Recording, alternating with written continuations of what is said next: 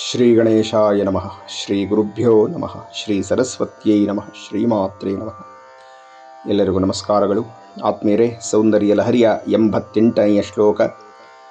ಪದಂತೆ ಕೀರ್ತೀನಾಂ ಪ್ರಪದಮಪದಂ ದೇವಿ ವಿಪದಾಂ ಕಥಂ ನೀತಂ ಸದ್ಭಿಃ ಕಠಿಣ ಕಮಠಿ ಕರ್ಪರತುಲಾಂ ಕಥಂ ವಾ ಬಾಹುಭ್ಯಾಂ ಉಪಯಮನ ಕಾಲೇ ಪುರಭಿದ ಯದಾದಾಯುನ್ಯಸ್ತಂ ದೃಶದಿ ದಯಮಾನೇನ ಮನಸಾ.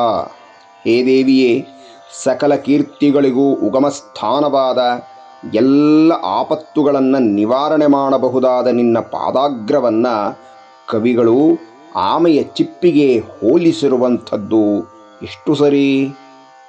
ಅದೇ ರೀತಿ ಕರುಣಾಳುವಾದ ಶಿವನು ನಿಮ್ಮ ವಿವಾಹದ ಸಮಯದಲ್ಲಿ ನಿನ್ನ ಕೋಮಲವಾದ ಪಾದಗಳನ್ನು ತನ್ನ ಕೈಯಾರೆ ಎತ್ತಿ ಕಲ್ಲಿನ ಮೇಲೆ ಇರಿಸಿದನಲ್ಲ ಅಂತ ಹೇಳಿ ಪ್ರಶ್ನೆಯನ್ನು ಮಾಡುತ್ತಾ ಶ್ರೀ ಶ್ರೀ ಶಂಕರ ಭಗವತ್ಪಾದರು ಜಗನ್ಮಾತೆಯ ಪಾದಾಗ್ರವು ಎಷ್ಟು ಕೋಮಲವಾದದ್ದು ಅನ್ನುವುದನ್ನು ವರ್ಣನೆಯನ್ನು ಮಾಡಿದ್ದಾರೆ.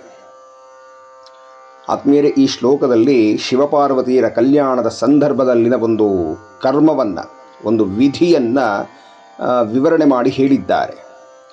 ವರನಾದವನು ವಧುವಿನ ಪಾದವನ್ನು ಕಲ್ಲಿನ ಮೇಲೆ ಇಡಬೇಕು. ಅದನ್ನು ಅಶ್ಮಾರೋಪಣ ಅನ್ನುವ ಹೆಸರಿನಿಂದ ಕರೀತಾರೆ. ಆದರೆ ಅಮ್ಮನ ಪಾದಾಗ್ರವು ಅತ್ಯಂತ ಮೃದುವಾದದ್ದು, ಕೋಮಲವಾದದ್ದು ಮತ್ತು ಬೇಡಿದ ಭಕ್ತರಿಗೆ ಎಲ್ಲ ವಿಧವಾದ ಸೌಭಾಗ್ಯವನ್ನು, ಕೀರ್ತಿಯನ್ನು ಪ್ರದಾನ ಮಾಡುವಂಥದ್ದು, ಎಲ್ಲ ಕಷ್ಟಗಳನ್ನು ಕ್ಷಣಾರ್ಧದಲ್ಲಿ ಪರಿಹಾರ ಮಾಡುವಂಥದ್ದು. ಇಂತಹ ದಿವ್ಯವಾದ ಅಮ್ಮನವರ ಪಾದಾಗ್ರವನ್ನು ಯಾವ ಭಕ್ತನು ಸ್ಮರಣೆ ಮಾಡುತ್ತಾನೋ, ಭಜಿಸುತ್ತಾನೋ, ಆರಾಧನೆ ಮಾಡಿ ಉಪಾಸನೆಯನ್ನು ಮಾಡ್ತಾನೋ ಅಂತಹ ಭಕ್ತನ ಇಹಪರಗಳನ್ನೆಲ್ಲ ಕೇವಲ ಅಮ್ಮನ ಪಾದಾಗ್ರವೇ ಸಿದ್ಧಿ ಮಾಡಿಬಿಡುತ್ತೆ. ಅಂದ ಮೇಲೆ ಇನ್ನು ಆಕೆಯ ಉಳಿದ ಆ ಮಂತ್ರಮಯ ಶರೀರದ ಶಕ್ತಿ ಏನು, ಯಾರು ವರ್ಣನೆ ಮಾಡಲಿಕ್ಕೆ ಸಾಧ್ಯವಿದೆ ಆ ಅಮ್ಮನ ಆ ಶರೀರದ ಶಕ್ತಿಯನ್ನು ಅಂತ ಹೇಳಿ ಪ್ರಶ್ನಾರ್ಥಕವಾದ ಚಿಹ್ನೆ ಅಂತ. ಅಂತಹ ಮೃದು ಮಾರ್ಧವ ಕೋಮಲವಾದ ಅಮ್ಮನ ಪಾದಾಗ್ರವನ್ನು ಅತ್ಯಂತ ಕಠಿಣವಾದ ಈ ಆಮೆಯ ಚಿಪ್ಪಿಗೆ ಹೋಲಿಸಿ ಹೇಳಿದ್ದಾರಲ್ಲ ನಮ್ಮ ಪೂರ್ವಜ ಕವಿಗಳೆಲ್ಲ. ಇಷ್ಟರ ಮಟ್ಟಿಗೆ ಸರಿ ಅಂತ ಹೇಳಿ ಪ್ರಶ್ನೆ ಮಾಡ್ತಾ ಇದ್ದಾರೆ. ಇಂತಹ ಅಮ್ಮನ ಪಾದಗಳನ್ನು ಆಕೆಯ ವಿವಾಹ ಕಾಲದಲ್ಲಿ ಅಶ್ಮಾರೋಪಣ ಅನ್ನುವ ಆ ವಿಧಿಯನ್ನು ನೆರವೇರಿಸುವಾಗ ಶಿವನು ನಿನ್ನ ಆ ಮೃದುವಾದ ಪಾದಾಗ್ರವನ್ನು ಕಠಿಣವಾದ ಕಲ್ಲಿನ ಮೇಲೆ ಇಟ್ಟನಲ್ಲ ಪರಮೇಶ್ವರ. ಇದು ಸರಿನಾ? ಇದು ಅಷ್ಟೊಂದು ಮೃದುವಾದ ಪಾದಾಗ್ರಗಳು ಎಷ್ಟು ನೊಂದಿರಬೇಕು ಅಂತ ಹೇಳಿ ಆಚಾರ್ಯರು ಪ್ರಶ್ನೆಯನ್ನು ಮಾಡ್ತಾ ಇದ್ದಾರೆ. ಆದರೆ ಏನು ಮಾಡೋಣ, ವಿವಾಹ ಸಂದರ್ಭದಲ್ಲಿ ಈ ಅಶ್ಮಾರೋಪಣ ಅನ್ನುವಂಥ ಆ ವಿಧಿ ಮಾಡಲೇಬೇಕು. ಅದು ಶಾಸ್ತ್ರದ ನಿಯಮ. ಭಗವಂತನಾದರೂ ಸಹ ಶಾಸ್ತ್ರೋಕ್ತವಾದ ರೀತಿಯಲ್ಲಿ ವಿವಾಹವಾಗುವಾಗ ಈ ಎಲ್ಲ ವಿಧಿವಿಧಾನಗಳನ್ನು ಅನುಸರಿಸ್ತಾನೆ ಅಂತ. ಯಾಕೆಂದರೆ ತನ್ನಿಂದ ಸೃಷ್ಟಿಯಾದ ಈ ವೇದಗಳು, ಶಾಸ್ತ್ರಗಳು, ನಿಯಮಗಳು, ವಿಧಿವಿಧಾನಗಳು ಮೊದಲು ತಾನು ಆಚರಣೆ ಮಾಡಿ ತೋರಿಸಿ ಆನಂತರ ಜಗತ್ತಿನ ಸರ್ವ ಜೀವಿಗಳಿಗೂ ಮಾರ್ಗದರ್ಶನ ಮಾಡ್ತಾ ಇದ್ದಾನೆ. ಇದು ನಡೆಯಬೇಕಾದ ಕ್ರಮ ಅಂತ. ಮತ್ತು ಯಾಕೆ ಈ ಮದುವೆಯ ಸಂದರ್ಭದಲ್ಲಿ ವಧುವಿನ ಪಾದಾಗ್ರವನ್ನು ಕಲ್ಲಿನ ಮೇಲೆ ಇರಿಸ್ತಾನೆ ಆ ವಧು?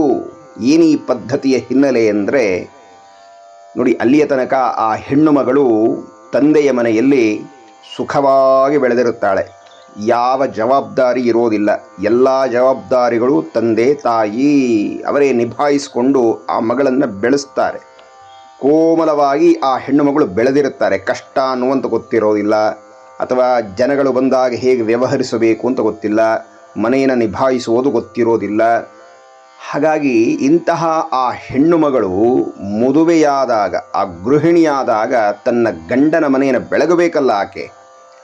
ಆ ಮನೆಯ ಸಂಪೂರ್ಣ ಜವಾಬ್ದಾರಿ, ನಿರ್ವಹಣೆ ಆಕೆಯ ಮೇಲೆ ಹೇರ್ತಾರಲ್ಲ. ಆಗ ಅದು ತಂದೆಯ ಮನೆ ಇದ್ದಂತೆ ಸುಖವಾಗಿರೋದಿಲ್ಲ. ಅಲ್ಲಿ ಜವಾಬ್ದಾರಿ ಹೆಚ್ಚಾಗಿರುತ್ತೆ. ಗಂಡನ ಜೊತೆ ಹೇಗಿರಬೇಕು, ಅತ್ತೆ ಮಾವಂದ್ರ ಜೊತೆ ಹೇಗಿರಬೇಕು, ಅಥವಾ ಮನೆಯಲ್ಲಿ ಇನ್ಯಾರಾದರೂ ಇದ್ದರೆ ಅವರ ಜೊತೆ ಹೇಗಿರಬೇಕು, ಬಂದವ್ರನ್ನ ಹೇಗೆ ನೋಡ್ಕೊಳ್ಬೇಕು, ಮತ್ತು ತನಗೆ ಮಕ್ಕಳಾದ ಮೇಲೆ ಅವರ ಜವಾಬ್ದಾರಿ, ಗಂಡನ ಜವಾಬ್ದಾರಿ, ಹೀಗೆ ಮನೆಯ ಪ್ರತಿಯೊಂದು ಜವಾಬ್ದಾರಿ ಒಂದರ್ಥದಲ್ಲಿ ಗಂಡಸರಿಗಿಂತಲೂ ಹೆಣ್ಣು ಮಕ್ಕಳಿಗೇ ಜಾಸ್ತಿ. ಅವರು ಚೆನ್ನಾಗಿ ಮನೆಯನ್ನು ನಡೆಸಿದರೆ ಮಾತ್ರ ಆ ಮನೆ ಲಕ್ಷಣವಾಗಿ ಬೆಳಗುತ್ತೆ, ಕೀರ್ತಿವಂತವಾಗುತ್ತೆ. ಹೀಗಾಗಿ ಅದು ಅತ್ಯಂತ ಕಠಿಣವಾದ ಪಥ. ಹೂವಿನ ಮೇಲೆ ನಡೆದಷ್ಟು ಸುಲಭವಲ್ಲ, ಅತ್ಯಂತ ಕಠಿಣವಾದ ಕಲ್ಲುಗಳ ಮೇಲೆ ನಡೆದಂತೆ ಅಂತ. ಈ ಕಾರಣದಿಂದಾಗಿ ಆ ವಧುವಿನ ಪಾದಾಗ್ರವನ್ನು ವರನಾದವನು ಕಲ್ಲಿನ ಮೇಲಿರಿಸ್ತಾನೆ ಅಂತ. ಹಾಗಾಗಿ ಶಿವನೂ ಸಹ ಈ ಶಾಸ್ತ್ರದ ನಿಯಮವನ್ನು ಪಾಲನೆ ಮಾಡುತ್ತಾ ಅಮ್ಮನ ಆ ಕೋಮಲವಾದ ಪಾದವನ್ನು ಎತ್ತಿ ಕಲ್ಲಿನ ಮೇಲೆ ಇಟ್ಬಿಟ್ನಲ್ಲಪ್ಪ ಶಿವ ಅಂತ ಹೇಳಿ ಗುರುಗಳು ಪ್ರಶ್ನೆಯನ್ನು ಮಾಡುತ್ತಿರುವಂತೆ ಈ ಶ್ಲೋಕದಲ್ಲಿ ವರ್ಣನೆಯನ್ನು ಮಾಡಿದ್ದಾರೆ. ಆತ್ಮೀಯರೇ, ಮುಂದಿನ ಉಪನ್ಯಾಸದಲ್ಲಿ ಅಮ್ಮನವರ ಮುಂದಿನ ಶ್ಲೋಕ ಚಿಂತನೆಯನ್ನು ನಡೆಸೋಣ. ಎಲ್ಲರಿಗೂ ವಂದನೆಗಳು, ನಮಸ್ಕಾರ.